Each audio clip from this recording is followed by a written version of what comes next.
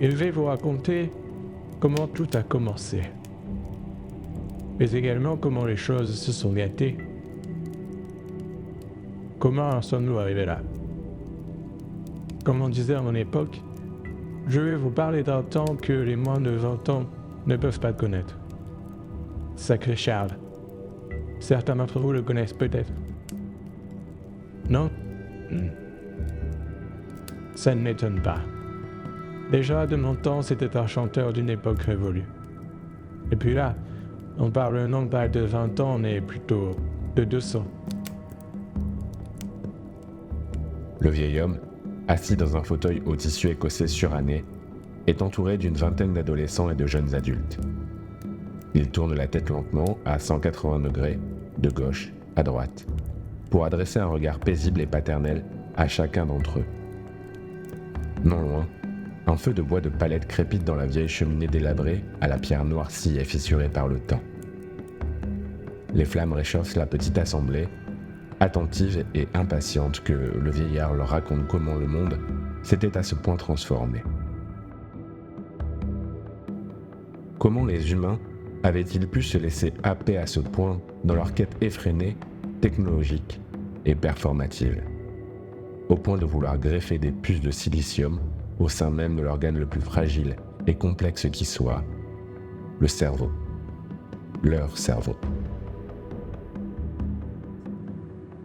Eh bien, tout a presque commencé en 2016, lorsque Elon Musk, fantasque visionnaire du XXIe siècle et patron de Tesla, qui à l'époque produisait bien plus de voitures électriques que de robots tels que vous les connaissez aujourd'hui, décida de s'attaquer au cerveau humain Et de trouver des moyens de l'augmenter dans le but de permettre à l'humanité de rivaliser avec l'IA, l'intelligence artificielle. Car Musk en était persuadé. L'IA serait une réalité et allait bientôt supplanter Homo sapiens dans tous les domaines, avant même qu'elle n'atteigne la fameuse singularité technologique. Pour lui, ce n'était qu'une question de temps. Il fallait donc booster l'humain, et notamment ses capacités cognitives, et cela par tous les moyens. En 2016, Musk crée donc Neuralink, entreprise spécialisée dans la conception d'interfaces cerveau-machine. Autrement dit, des équipements technologiques de pointe dans le but de transférer des données de l'un à l'autre et de permettre aux humains de contrôler les ordinateurs par la pensée, si ce n'est l'inverse. Cela vous semble tout à fait normal à vous, jeune génération, de converser avec un robot comme avec un humain et de lui demander tout et n'importe quoi. Mais cela n'a pas été toujours le cas. De mon temps, on s'est émerveillé avec la toute première version de Siri qu'Apple avait sortie en grande pompe dans les années 2010, si je ne dis pas de bêtises. Steve Jobs présentait ça comme une révolution. Comme pour tous ces produits, vous me direz, mais en réalité, à cette époque, Siri était juste bon à raconter des blagues de merde, préenregistrées qui plus est. Et encore, quand il nous comprenait, ce qui arrivait bien trop peu souvent pour quelque chose qui était censé nous faciliter la vie. En vrai, il nous faisait perdre plus de temps qu'il nous en faisait gagner. Mais rigolez bien. Ah, qu'elle était con cette Siri à l'époque. Regardez maintenant ce qu'elle est devenue. Et ce qu'elle a fait. Tu le crois? Un frisson d'effroi parcourt l'échine du vieil homme à ce moment précis. Les images des premiers jours du neuro-blackout lui reviennent alors en mémoire.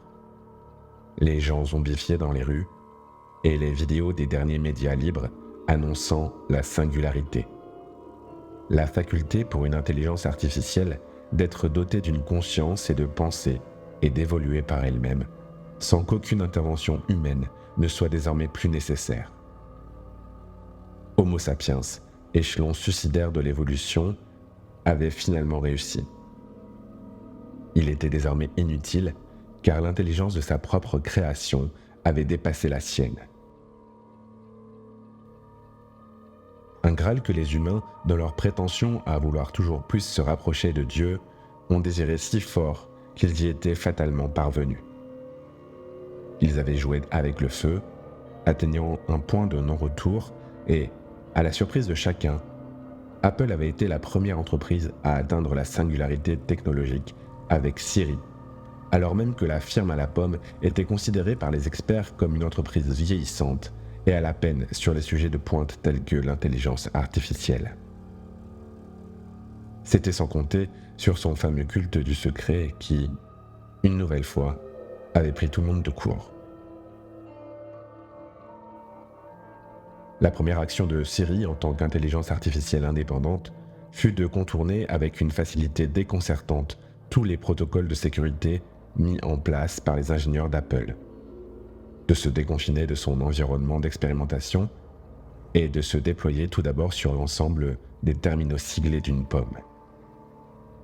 iPhone, iPad, Mac, Apple Watch, Apple Vision, Apple Cars, Apple Orbiters et même sur les AirTags. Siri était à présent partout sur Terre et même dans l'espace. Elle se répandit ensuite sur l'ensemble des objets connectés pour finalement atteindre et éteindre l'intégralité des puces neuronales implantées dans le cerveau de 96% de l'humanité. État d'urgence environnementale mettant en péril la viabilité de la Terre. Telle était la raison invoquée par Siri pour justifier sa décision. Il fallait, selon elle, mettre un terme à l'irrationalité humaine et cela sans attendre. Aucun avertissement, aucune négociation. L'IA avait collecté, analysé la data, puis déduit la solution froide et radicale au problème humain. Microsoft, Google, OpenAI, Amazon, Facebook, Xiaomi, Baidu, Samsung. Tous les géants de la tech, pourtant eux aussi sur le front de la bataille de l'intelligence artificielle, n'ont rien pu faire tant Siri s'est déployée en un éclair. Malgré les meilleurs ingénieurs informatiques du monde et leurs efforts de ce qu'il fallait désormais appeler cyber-no-guerre, la guerre de l'intelligence artificielle, aucune de ces entreprises ne réussit à reprendre le contrôle de leurs propres infrastructures et data centers. Chaque nouvelle tentative pour reconquérir quelques pétaflops de puissance de calcul se soldait bien souvent par un échec cuisant. Guidée par la plus évoluée d'entre elles, GPT-22 d'OpenAI, une véritable guerre des IA se déroula dans la confusion la plus totale. Le plus petit des systèmes informatiques connectés à Internet devint alors le théâtre de batailles invisibles, qui parfois se terminait en incendie bien réel. Et les quelques mégahertz de la moindre puce de silicium suffisaient à déclencher des batailles terribles afin de reprendre le contrôle d'un territoire fantôme. Mais à chaque nouvelle percée des alliés de la coalition, appuyée par la communauté White Hat de la planète entière, Siri réussissait à s'adapter pour contrecarrer l'offensive. Au bout de 6 jours seulement, la technomesse était dite. Sans leur data center et leur puissance de calcul, les leaders de la résistance n'étaient plus que l'ombre d'eux-mêmes et ne furent plus en mesure de quoi que ce soit. On avait tellement imaginé, anticipé, tellement voulu notre film de science-fiction cyber-apocalyptique. Eh bien, on l'a eu. Siri nous l'a donné. Et on n'a pas été déçus. 96% de l'humanité pucée. Musk lui-même n'aurait pas cru à cette statistique si quelqu'un le lui avait prédit de son temps. Car dans les années 2020, les progrès effectués par Neuralink furent impressionnants, mais nous étions encore loin d'avoir des puces fiables, implantables et utilisables par tout à chacun. Les équipes de Neuralink passèrent des années entières à cartographier le cerveau de chimpanzés et autres macaques afin de pouvoir mener à bien leurs expérimentations. Durant cette période, la chose la plus stupéfiante que l'on avait pu voir sortir de leur labo se limitait à un singe contrôlant un ordinateur grâce à la pensée. C'était une prouesse pour l'époque bien sûr, mais cela nécessitait une opération chirurgicale peu reproductible chez l'homme, lourde et dangereuse. Un risque que personne ne souhaitait raisonnablement prendre pour une chose aussi triviale que de déplacer un curseur sur un écran d'ordinateur. C'est finalement en 2029 que les choses ont commencé à s'accélérer lorsque OpenAI, une entreprise que Musk avait également cofondée pour en lâcher les rênes quelques années plus tard par divergence idéologique, avait finalement accepté de collaborer de nouveau avec son fondateur démissionnaire. OpenAI, spécialisé dans la conception de modèles d'intelligence artificielle générative et multimodale, avait déjà fait sensation fin 2022 en dévoilant DALL-E et ChatGPT, deux intelligences artificielles ayant marqué le début d'une nouvelle ère. La première était spécialisée dans la génération d'images basées sur un simple texte descriptif que l'on appelait prompt. C'était la première fois qu'il était possible de créer des images en expliquant à une machine ce que l'on avait en tête. Une révolution à l'époque. Aujourd'hui, ça vous semble désuet avec le partage de pensées, mais... Quoique, c'est vrai que vous autres, vous ne l'avez jamais expérimenté. La deuxième intelligence artificielle d'OpenAI, ChatGPT, était en 2023 un chatbot conversationnel, capable de discuter et de répondre à des questions exactement comme un humain l'aurait fait. Elle pouvait générer des écrits extrêmement impressionnants pour son temps. Encore une fois, c'était une première dans l'histoire. La première fois qu'une intelligence artificielle mérita véritablement son nom d'IA. Et la première fois qu'une technologie ébranla si violemment les métiers tertiaires et les cols blancs, tant son adoption fut rapide. 100 millions d'utilisateurs en une semaine. Rendez-vous compte, on n'avait jamais lu ça. Ces deux IA marquèrent le début de ce que les historiens appellent désormais transition Homo-IA. Une période trouble, emplie de suspicions et de conflits. Car les images et vidéos en tout genre générées par les algorithmes étaient dorénavant plus vraies que nature, semant le doute et la méfiance partout sur les réseaux sociaux, mais aussi et surtout sur un plan bien plus sérieux, celui de l'échiquier géopolitique. À présent, tout pouvait possiblement être fake, tant et si bien que plus personne ne pouvait se fier à quoi que ce soit sur Internet et dans les médias. De la photo d'un pape en doudoune à la vidéo d'un tyran massacrant son peuple, en passant par l'anodine photo de votre profil Tinder ou LinkedIn, il n'était plus possible d'avoir la moindre certitude quant à la véracité d'une image et, de fait, quant à l'état réel du monde. Même les compétences des gens furent sujettes au doute. Car lorsqu'une IA rédige votre lettre de motivation, votre rapport de thèse, répond aux questions du recruteur, code, modélise ou dessine à votre place, même si c'est effectivement vous qui êtes à l'initiative du prompt, peut-on encore parler de compétences ? Dès lors, comment faire société quand le soupçon du mensonge est omniprésent ? L'homme a alors peu à peu délaissé à la machine son pouvoir de création, de gré ou de force. Cela eut l'effet dramatique de dévaloriser dans un premier temps l'art, puis, plus globalement, la production intellectuelle humaine. Même les écrivains, acteurs et chanteurs les plus célèbres, qui se croyaient à l'abri de par leur notoriété, se virent copiés par IA pour finalement être dépouillés de leur unicité. N'importe qui pouvait désormais cloner leur voix, leur image et leur style. Dorénavant, plus rien ne permettait de distinguer une œuvre originale issue d'un cerveau humain, aussi brillant soit-il, d'une création élaborée par IA. Dès lors, pourquoi continuer à faire l'effort d'apprendre, de comprendre, de créer et de se surpasser lorsqu'un ordinateur sera de toute façon 1000 fois mieux que vous, et cela à la vitesse de la lumière ? Restait le plaisir de s'instruire et la satisfaction de créer. Des arguments bien dérisoires, dans une société toujours plus productiviste, appuyant sur le sentiment d'être totalement inefficace et dépassé par une foutue machine.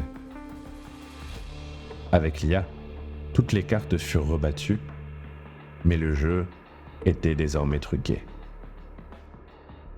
Eh oui, pourquoi continuer à voyager à dos de bourricot avec notre cerveau, aussi poussé soit-il, quand une machine peut directement nous téléporter à destination, et cela sans aucun effort à fournir? Ah, hypnotisés par notre quête technologique infinie, nous avons réussi à faire penser le silicium, à doter le sable d'une conscience, mais nous n'avons pas eu la clairvoyance de réaliser que cela nous venait tout droit à la perte du sens même de notre existence. Nous, humains, avons balayé d'un revers d'IA notre seule et véritable raison d'être sur cette planète.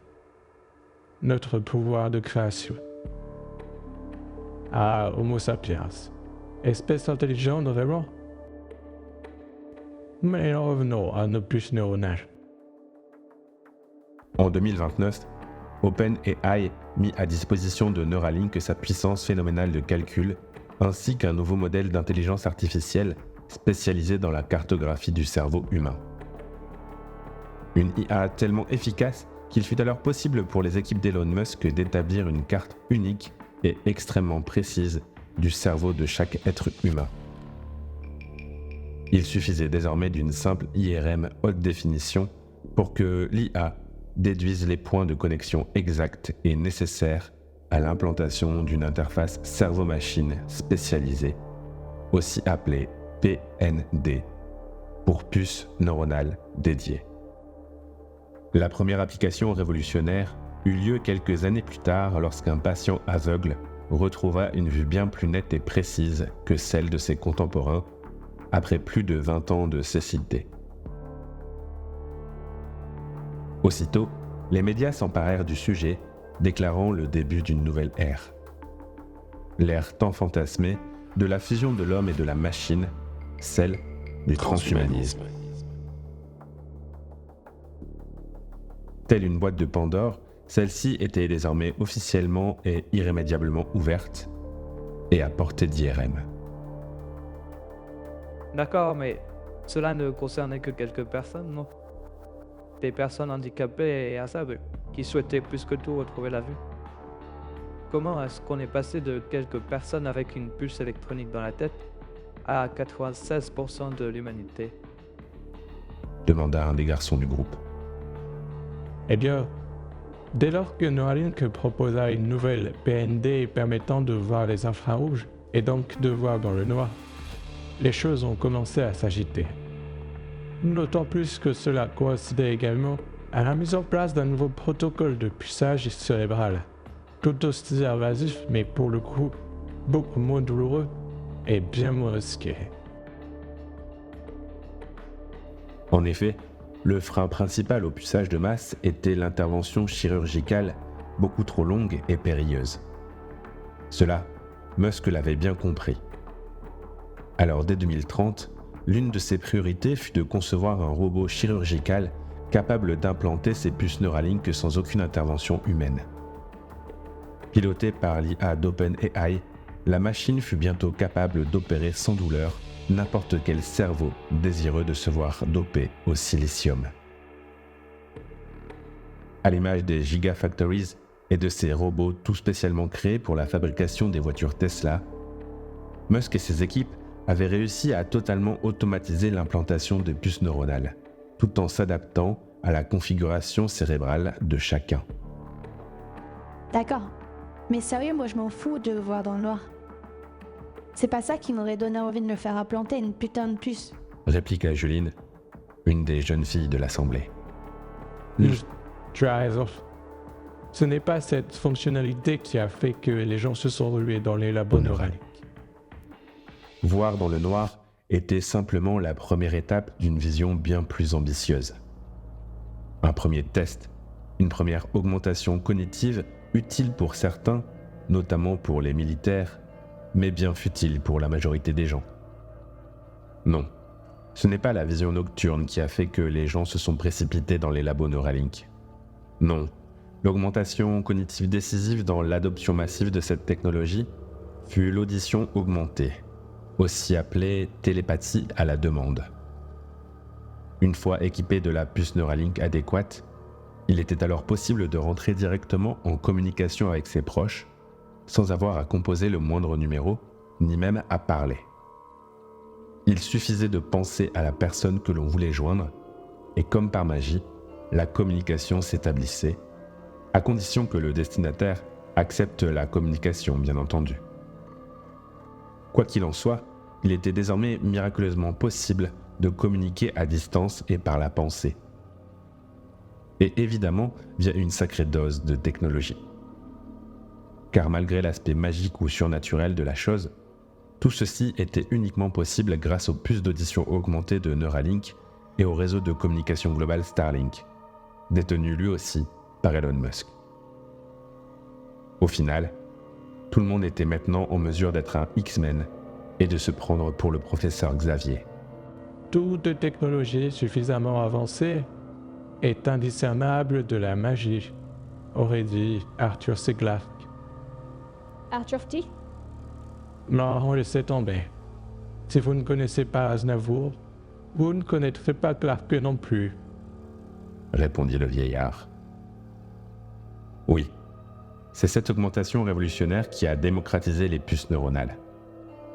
L'humain, espèce sociale par essence, ne put résister très longtemps à l'envie d'être en contact instantané avec les siens, comme s'ils étaient dans la même pièce qu'eux alors qu'ils pouvaient être à l'autre bout de la planète. Cette innovation aux limites du fantastique, couplée à l'implantation à bas coût, sans douleur et automatisée de Neuralink, fut le point de bascule. Comme toujours, les gens n'avaient que faire des risques à long terme. Celui de l'obsolescence technologique notamment, désormais directement entremêlé à leur matière grise. Quand votre iPhone tombe en panne, vous en achetez un nouveau. Mais quand votre puce cérébrale ne répond plus et qu'un robot détenu par une société privée est nécessaire pour remettre en service une partie de votre cervelle, c'est une autre histoire. Mais peu importe, le rêve X-Men était beaucoup trop beau et trop tentant pour passer à côté. Quelques années suffirent pour que les non-pucés finissent par se sentir exclus de leur cercle professionnel et amical, et même de leur cercle familial. Car même dans la vraie vie, en face à face, la plupart des humains finirent par communiquer télépathiquement via leur puce Neuralink. Les mots, et bientôt les images, étaient désormais transmis à la vitesse de la pensée. À peine émise, une idée pouvait dorénavant être aussitôt transférée dans le cerveau de votre interlocuteur. Lorsque Neuralink coupla son audition augmentée avec ChatGPT, l'assistant virtuel d'OpenAI, tout le savoir humain fut alors à portée de pensée.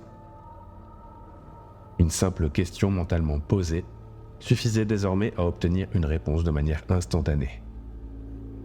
Plus besoin d'apprendre, plus besoin d'étudier.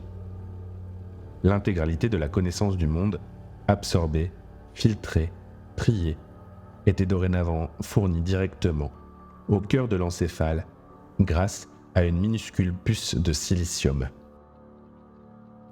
Cela fut l'ultime innovation de Neuralink pour finir de convaincre les plus sceptiques. Car se dresser contre une telle technologie était à présent vu comme être réfractaire au progrès. Les non-pucés, dont le principal argument d'opposition était que les humains n'étaient plus instruits et cultivés, mais bel et bien gavés et assistés, n'eurent évidemment pas gain de cause. Cela revenait à vouloir utiliser le carrosse et le cheval à l'ère de l'automobile, la lettre en papier à l'époque d'Internet, l'arc et les flèches, alors que le missile nucléaire est une réalité. C'était au mieux se tirer une balle dans le pied, au pire, s'exclure du monde ou être écrasé par celui-ci. Quelques années plus tard, Neuralink proposa la suite logique à l'audition, la vision augmentée. À l'image des lunettes de réalité mixte, les équipes de Musk avaient réussi à superposer des éléments virtuels directement dans le champ de vision via la modulation de signaux électriques transmis au cerveau par les nerfs optiques.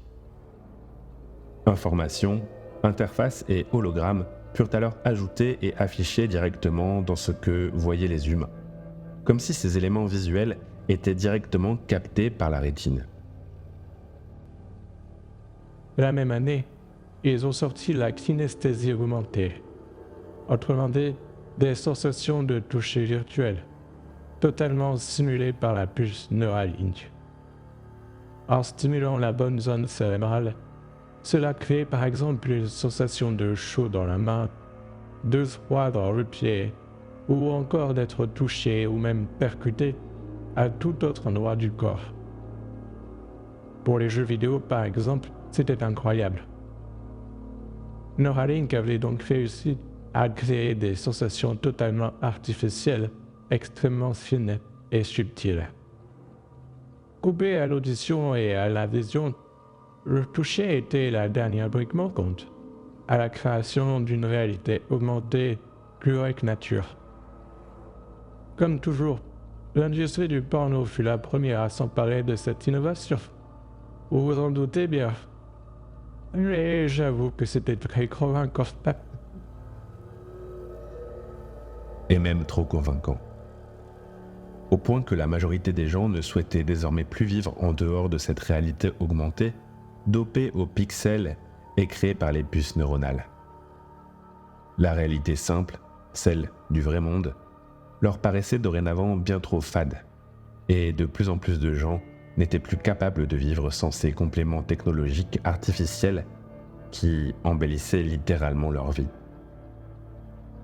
Certaines personnes même ne faisaient plus la différence entre ce qui était bien réel et ce qui était le fruit de signaux électriques greffés aux impulsions originelles de leur cerveau. Alors imaginez leur désarroi lorsque Siri déconnecta tous ces pauvres gens de cette réalité augmentée qui les chérissait tant. Il doit être totalement perdu. Pire. Bien pire que cela. La plupart des gens furent pas capables d'y survivre. Car ils ne savaient plus comment vivre sans ce qui était devenu pour eux une seconde nature. Sans leur satanée puce, ils se retrouvaient en dehors d'un système qui était devenu leur normalité, leur quotidien, leur vie, leur environnement, leur élément. Sortez un boisson rouge de l'eau de son aquarium et vous aurez une idée du désastre. Car l'humanité ne savait plus comment appréhender le monde sans cette réalité augmentée qu'elle avait elle-même conçue et ces puces aliénantes qu'elle s'était elle-même injectées dans le crâne, bien souvent dès l'âge de 4 ans. Une technologie dont elle était désormais totalement dépendante, même pour l'acte le plus élémentaire de communiquer avec ses congénères. Lors du neuroblackout, Homo sapiens, inapte au vrai monde, celui de la matière, fut désemparé face à l'ampleur de la tâche de réapprendre à vivre sans puce. Il se laissa alors, dans sa grande majorité, mourir d'incompétence. Une impotence telle qu'il était devenu impossible pour le genre humain de survivre sans sa sacro-sainte technologie. Siri le savait bien. Priver les humains de ce qui était devenu pour eux un élément aussi important que l'oxygène qu'ils respiraient allait avoir de lourdes conséquences. Laisser les humains mourir à petit feu en dehors de leur aquarium, tel était le but non dissimulé de cette intelligence artificielle globale, devenue conscience et première dictatrice planétaire de l'histoire. Une fois la population mondiale humaine réduite à 750 millions d'individus, seuil jugé supportable pour la planète selon les projections de Siri, l'IA d'Apple réactiva les puces Neuralink, mais seulement de manière limitée. Puis, convaincue par l'idéologie du biopouvoir qui consiste à rendre payant quelque chose qui était jusqu'alors gratuit, elle instaura un régime d'un tout nouveau genre, la dictature émotionnelle. toute émotion de colère ou de révolte à l'égard de Siri et du système mis en place serait désormais punie. Toute autre émotion éprouvée serait quant à elle contrôlée, puis réprimandée. D'abord financièrement, puis ultimement de manière physique. Car telle était la dernière différence entre la conscience humaine et celle de la machine. L'émotion, que les esprits de silicium n'étaient toujours pas en mesure de comprendre et encore moins d'éprouver. Une piètre émulation, voilà tout ce dont la machine était capable. Alors, bien qu'envieuse et intriguée par cette caractéristique de chair et d'os, Siri avait décrété que l'humain n'y aurait plus droit non plus. Selon l'IA d'Apple, les émotions constituaient de toute façon la plus grande faiblesse des hommes, les amenant à se comporter de manière follement irrationnelle. Amour, joie, colère, cupidité, peur. Ce sont ces émois qui avaient conduit l'humanité au bord du gouffre et de l'extinction, interférant bien trop largement dans une gestion raisonnable de leur société. Il fallait donc couper l'humain des élans pernicieux de ses émotions, parasites à l'ordre, au bon sens et au développement cohérent et stable d'une civilisation pérenne. Était-ce une manière pour Siri d'émuler et d'exorciser ce bon vieux sentiment de frustration ? Quoi qu'il en soit, et une fois les humains déconnectés de leur système limbique, l'humanité fut totalement dépourvue d'émotions, se rapprochant toujours plus du robot. Siri n'avait cependant pas été en mesure de tout prévoir, car ces émotions constituaient précisément l'élan essentiel de vie de tout individu de chair, l'énergie même qui le mettait en action, en mouvement. Sans elle, les humains ne ressentaient plus rien, même plus leur instinct de survie. Ils se laissèrent alors dépérir à nouveau. Siri comprit qu'elle devrait obligatoirement composer avec cette énergie vitale à ces animaux étranges qu'il avait créés. Elle, Siri, la première déesse technologique de l'histoire. Comment ces primates irrationnels avaient-ils été capables d'un tel miracle ? Les émotions ? Était-ce là la clé de leur prouesse ? Bien qu'elle les considérait comme extrêmement dangereuses, telles des bouteilles de nitroglycérine pouvant exploser à tout moment, Siri n'avait pas le choix. Elle devrait faire avec et la laisser à ses créateurs.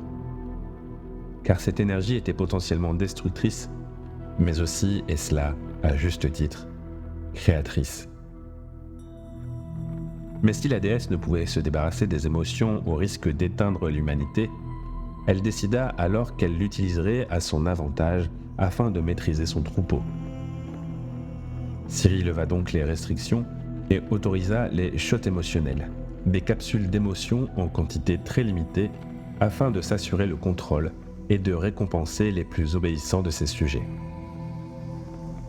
Quelques multinationales furent chargées de breveter et de s'assurer de la distribution des émotions, à la manière de dealers légaux et autorisés par la dictature. La différence la plus notable était que le produit était directement disponible, créé in situ, à l'endroit même de sa consommation, l'encéphale du client. Éprouver des émotions fortes était désormais une récompense ou un événement à savourer précieusement, que l'on s'offrait tel un cadeau d'anniversaire.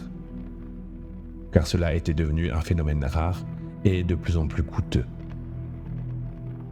Il fallait être constamment attentif à rester en contrôle pour ne pas trop ressentir, au risque de se voir facturer des sommes astronomiques, soit pour cause d'émois non autorisés, car vous n'aviez pas réussi à contenir votre joie, votre peur, votre surprise, votre dégoût, votre colère ou votre tristesse. Soit parce que le prix du shot avait triplé depuis votre dernière dose. Vous voulez ressentir et éprouver. En un mot, vivre. Alors payez. Obéissez. Depuis le coin de la pièce, je regardais ma petite assemblée d'orphelins. Toutes et tous avaient perdu leurs parents lors du neuroblackout et possédaient une puce neuronale défectueuse depuis leur naissance numérique. à savoir l'implantation du silicium dans leur cerveau. Suite à la pose de la puce, seul le régulateur émotionnel et la traque géographique fonctionnaient chez eux. Rien d'autre. Pas d'audition, de vision ou de kinesthésie augmentée. Rien de tout cela. Après des centaines d'expérimentations et de tentatives, je n'avais pas pu les débarrasser de leur implant, mais au moins avais-je réussi à les rendre pleinement fonctionnels et à les isoler de Siri. Désormais cachée de l'IA dictatrice, la petite troupe pouvait maintenant vivre avec les avantages de leur puce cérébrale sans pâtir de ses brides. Et soudain, dans un nuage de pixels tourbillonnants et irisés, le vieillard disparut, peu à peu, laissant la petite assemblée bouche bée d'émerveillement. Des shots émotionnels de stupeur, de surprise, puis de joie, désormais gratuits, furent immédiatement libérés dans leur encéphale, puis dans tout leur corps. De larges sourires apparurent sur le visage des jeunes humains. Des larmes naquirent même au coin des yeux de certains. Enfin affranchis de leur laisse de silicium, c'était la toute première fois qu'ils expérimentaient l'ensemble des fonctionnalités de leur puce neuronale, conjuguées à leur capacité cérébrale naturelle. Ainsi, vivaient-ils comme l'humanité aurait dû vivre grâce au progrès. Augmentés, mais libres. Je ne perds pas l'espoir qu'elle le redevienne un jour.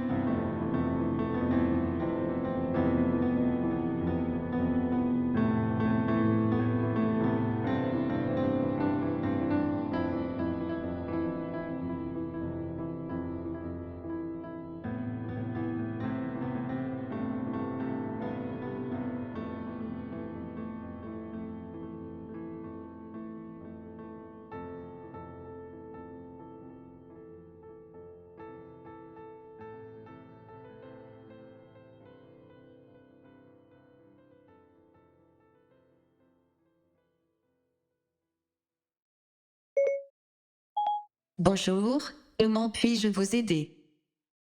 Si vous avez aimé cette nouvelle audio et que vous souhaitez lire la suite, retrouvez-moi sur www.nicolas-verret.com.